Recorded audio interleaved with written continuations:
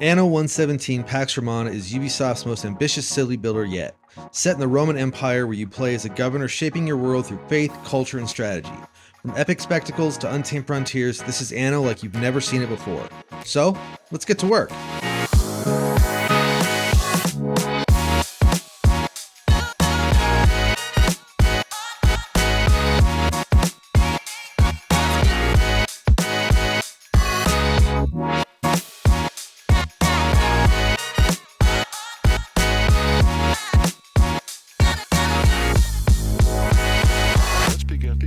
Back when I first played Anno 1800, I was instantly hooked, and if you've been around this channel for a while, you know that it's based around city builders and resource management games. And while I may not be the best at managing an economy, which you'll definitely see later in this video, I love the creativity that these games offer, and Anno 117 Pax Romana takes that to a whole new level. So big thanks to Ubisoft for sponsoring this video and giving me early access to what is the most ambitious entry in the Anno series yet. Set at the height of the Roman Empire, Anno 117 puts you in the role of a newly appointed governor, letting you shape your world through faith, tradition, and strategy. You'll decide which gods to worship, whether your cities follow Roman or Celtic customs, and see your choices ripple through the world around you. From naval spectacles and grand Roman architecture to the rugged Celtic frontiers of Albion, everything is built at a massive scale with incredible detail. You can construct almost anywhere you see, mountains, islands, you name it, and with visuals that really raise the bar for the entire genre. Anno 117 Pax Romana is coming in late 2025, and you can wishlist it now. So to start, let's take a look at some of the things that are new.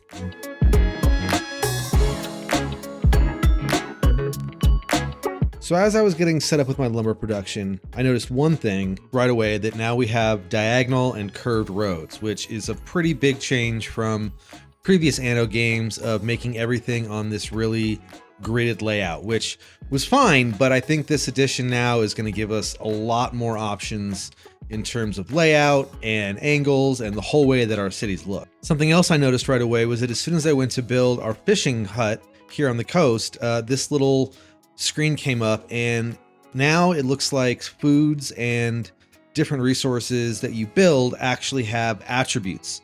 So you're not just providing them with a necessary service to live, but also they're bringing attributes and income, and you're actually shaping their behavior more than just filling a need. Speaking of filling needs, the need meter has been changed a little bit now, where you actually have some choices in terms of what you do. You can provide one of two options to fill each need before moving on to the next tier in order to upgrade your citizens. So you can choose fish or porridge in this case. And just like fishing, the market and tavern also have attributes that will provide you with different rewards for building these within your city. Here's a little more on these new attributes. There's a whole slew of them, and they definitely will have some direct effects on your city. Things like knowledge being directly related to the speed of your research, and things like fire safety and population. So this is pretty cool.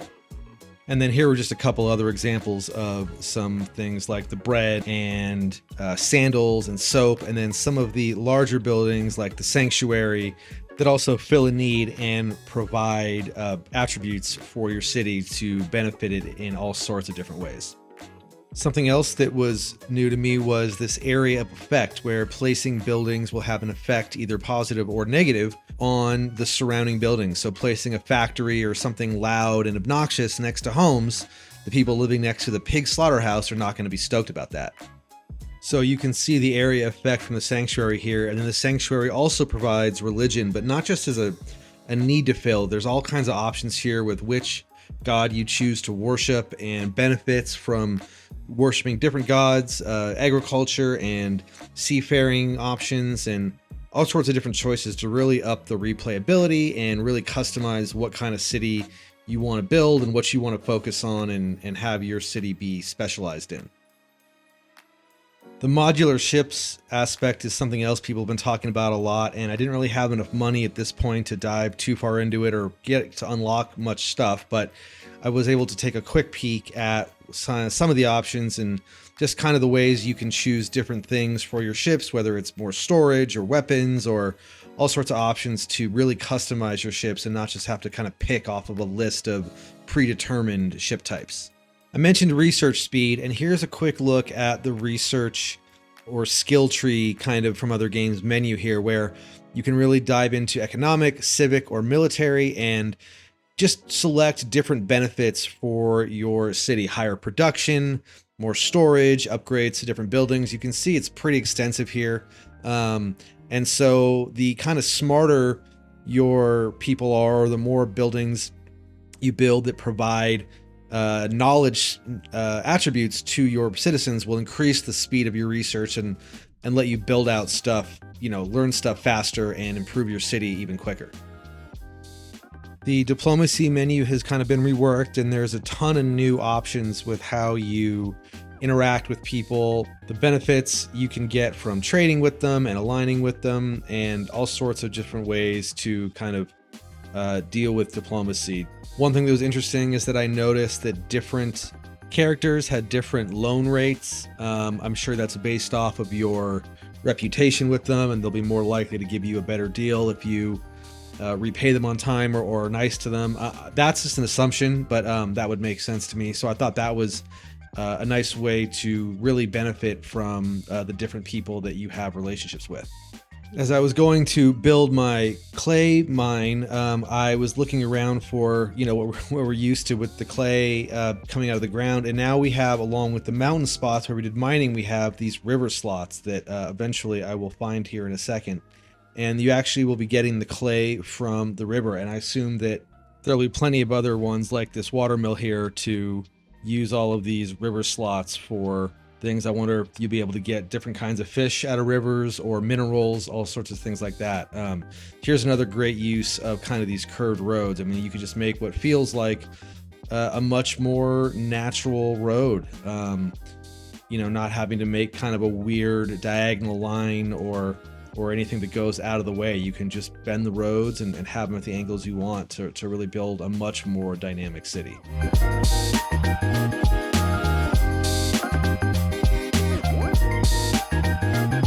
Okay, now that we've gone over a little bit of some of the specific things that I saw that kind of were new and caught my eye, I just wanted to let some of my footage play in the background while I kind of talked about various aspects that I think are really interesting. And I think that like playing as a governor and taking on the role of a Roman governor adds a real human element that Anno hasn't really had before.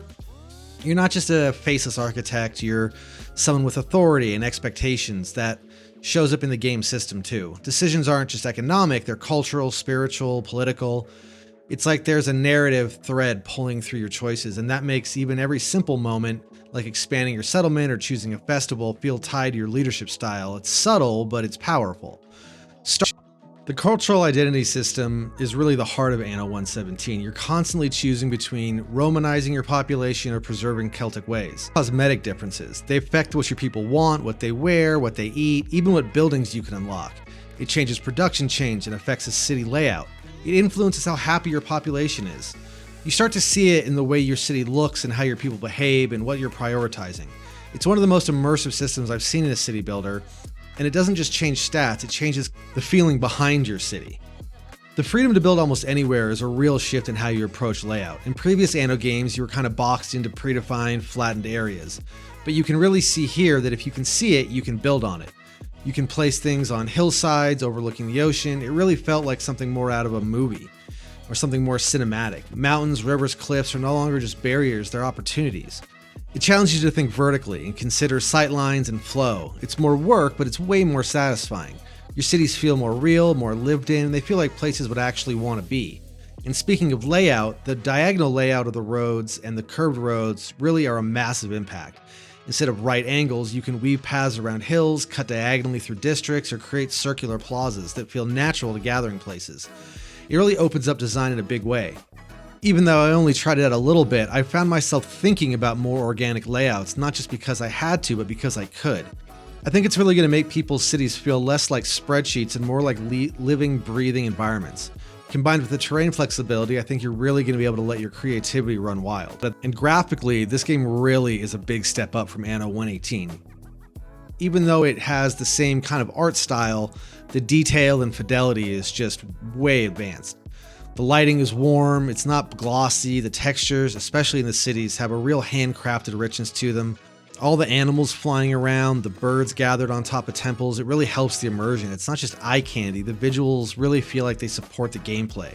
I felt way more invested in my city just because it looked and felt way more realistic.